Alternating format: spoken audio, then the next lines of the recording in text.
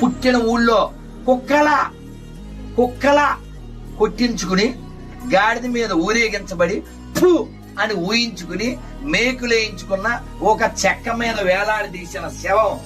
నీకు అర్థం కావట్లేదు. 3 మేకులు పిక్కుండేది కాదు, మనుష్య సమాజానికి పట్టినటువంటి పాపం అనే మేకును, ఆ మేకుకున్న ముళ్ళు, మరణం అనే ముళ్ళును విరిచి పారేయటానికి ఆయన సిలువనెక్కాడు. ఆ ప్రభువు భయంకరమైనటువంటి వైలెన్స్ కు ప్రతీకగా ఉన్నటువంటి సిలువను హి ఫ్లిప్డ్ ఇట్. దాని మీద కాలేసుకుని కూర్చుని, ఓ మరణమా నీ ముళ్ళు ఎక్కడ, నీ విజయం ఎక్కడ? నీ ప్రభు అడిగితే మృత్యువుకు ముచ్చెమటలు పట్టే. ఈ రాజు రాజులకు రాజు, ప్రభువులకు ప్రభువు, పరిపూర్ణమైన దైవత్వము కలిగిన ఏకైక దేవుడాయన.